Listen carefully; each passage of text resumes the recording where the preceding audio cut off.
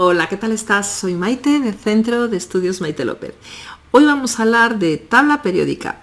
Es el tercer vídeo que dedicamos a la tabla periódica, pero este tiene un carácter diferente. Hoy vamos a hablar de curiosidades. Fijaros, siendo el menor de 17 hermanos, ahí es nada, Dmitri Mendeleev pasó a la historia por crear un sistema ordenado de los elementos en función, y aquí llega lo importante, de su masa atómica. Y esto lo hizo en 1869. Hoy te cuento 10 curiosidades sobre la tabla periódica. La principal diferencia entre la tabla periódica moderna, la que vemos ahora, a la que todavía aquí le quedan algunos elementos por colocar, y la tabla periódica de Mendeleev, es que la tabla del científico ruso estaba organizando los elementos por sus masas en orden creciente de peso atómico, ¿vale? Mientras que la tabla moderna no lo hace así, lo hace en orden creciente de Z, del número atómico, que son estos numeritos que veis aquí, que están perfectamente ordenados. 1, 2, 3, 4, 5, 6 y así hasta el 118 que existiría ahora. Bueno, pues este Z, el número atómico, ya os lo comento en el vídeo del átomo, es el número en el que conozco el número de protones que tiene un átomo. Es casi como el DNI de un átomo, porque sé lo que hay en su interior, el número de protones que tenemos en el núcleo del átomo. Todos los hidrógenos tienen un protón, todos los helios 2, todos los litios 3, todos los berilios 4 y así durante todos los elementos. Y ese orden, así perfectamente ordenado, va a dar posibilidad de crear esta tabla. Pero bueno, no están colocados así, 1, 2, 3, 4, 5, sino que ya veis que tienen una forma un poquito distinta. Y es que esta forma viene de colocar los elementos en grupos y en periodos. Las líneas horizontales las llamamos periodos y cada elemento que está colocado en la misma línea horizontal es porque tiene el mismo número de capas de electrones. Todos los elementos que están en el primer periodo tienen una única capa de electrones. Todos los elementos que están en el segundo tienen dos capas de electrones, la primera completa y luego la segunda, que puede estar incompleta hasta llegar al neón. Tercera capa, pues lo mismo, todos los que están aquí en el tercer periodo van a tener tres capas de electrones. Pensad en una cebolla, una capa, otra capa, otra capa, ¿vale? Y todos los elementos que están colocados en vertical, la línea vertical la llamamos grupos, o sea, todos los elementos de un mismo grupo, lo que van a tener es el mismo número de electrones en su última capa.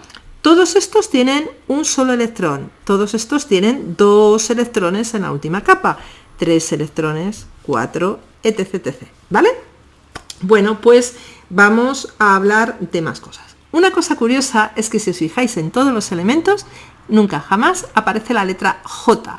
¿Por qué no? Bueno, pues porque los elementos, los símbolos, vienen de los nombres de los elementos. Y los nombres de los elementos vienen del latín. Y en latín no existía la letra J. ¿Veis? Por eso el hierro se llama Fe, que es ferrum en inglés, en latín. Y la plata se llama Age, que viene de argentum. Y así con todos los elementos.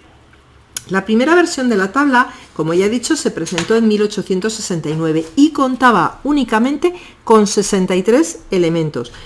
Por ejemplo, los gases nobles no se conocían, no contaba con ellos, ¿vale? Y había muchísimos elementos, pues todos los sintéticos que en ese momento no se conocían aún, ¿vale? A día de hoy podemos encontrar 118 elementos.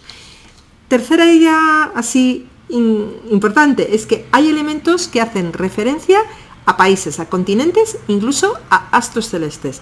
Por ejemplo, podemos encontrar el francio, ¿vale? O podemos encontrar el polonio o el germanio, ¿vale?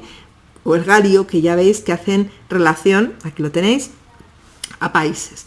En continentes, pues tenemos, por ejemplo, el europeo y también está el americio, ¿vale? Y en cuanto a astros celestes, pues tenemos uno muy conocido que es el uranio, que está aquí abajo. Es que quiero que se vea bien toda la tabla, pero quiero que la veáis de cerca. El uranio, ¿vale? Pero también está el neptunio, que le tenemos al lado, y el plutonio, ¿vale? Estos elementos, ¿vale?, hacen relación, pues, a cuerpos celestes. También tenemos dos elementos que hacen relación a los dos científicos más importantes de la historia, que son Einstein y Copérnico. Bueno, pues el de Einstein, ¿sabéis cuál es? Porque se llama Einsteinio. A ver si me lo encontráis. Y el de Copérnico se llama Copernicio. Entonces os dejo aquí rápidamente para que los busquéis. A ver si los encontráis rapidito. 5. Los primeros 94 elementos de la tabla, fijaros que vais a ver que en la tabla hay elementos que vienen en negro, digo la letra, ¿vale? En negro, en rojo, en blanco y en azul, ¿no? Los negros son sólidos, en estado sólido. Los azules son gaseosos. Los rojitos, solamente hay 2, ¿vale? Serían líquidos. Y los que nos están poniendo blancos, ¿vale? Estos elementos se sintetizan en el laboratorio. Bueno, pues los primeros 94 elementos de la tabla periódica existen de forma natural. También algunos de ellos los podemos sintetizar, por eso vais a ver que hay algunos que sin llegar a ser el número 94 aparecen en blanco, ¿vale? Y los otros 23 solo se han podido sintetizar en laboratorio. Ha habido algunos elementos que existen en cantidades tan pequeñas que fueron sintetizados antes de descubrirse en la naturaleza. Y los elementos entre el 95, que estamos aquí abajo, en el americio, ¿vale? Del 95 hasta el 100, ¿vale? En su momento existían en forma natural, pero ahora solamente se pueden conseguir artificialmente.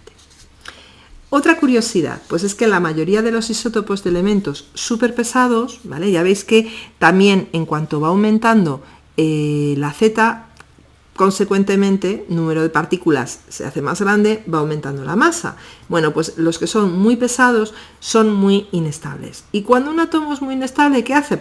Se desintegra y se rompe.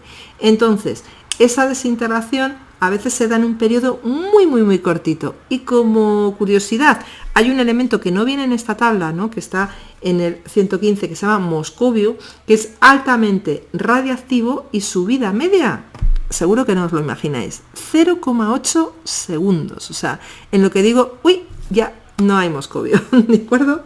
Bueno, pues el séptimo, la mayoría de los elementos de la tabla periódica, bueno, esto es otra cosa que os quiero contar, es que son metales. ¿Veis esta línea?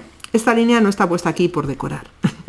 Esta línea nos indica que de aquí hacia la derecha son no metales y de aquí a la izquierda son metales.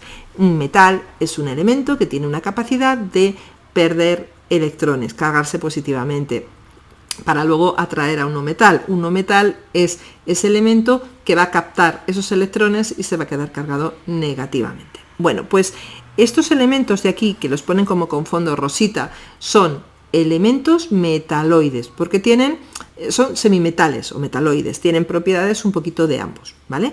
En cuanto a los metales, pues pueden ser de grupos principales como los alcalinos o alcalinotérreos, de metales de transición, que son todos estos de aquí, ¿vale? Y de metales de transición interna, que son estos de aquí, también llamados de tierras raras o lantánidos y actínidos, ¿vale? Que son estas dos líneas horizontales que veis aquí, que son 14 elementos más el lantano y el actínio, ¿vale? Entonces, esto en cuanto a los metales. Y he dicho una cosa que es grupos fundamentales. Bueno, pues los grupos fundamentales en la tabla periódica son 8. Estos dos que ya os he dicho que se llaman alcalinos y alcalinotérreos, y estos otros de aquí, estos 6, que serían los térreos o boroideos, carbonoideos, nitrogenoideos, porque empiezan por nitrógeno, anfígenos, halógenos y gases nobles. Bueno, pues eso en cuanto a los elementos principales. Luego, metales de transición y abajo, transición interna.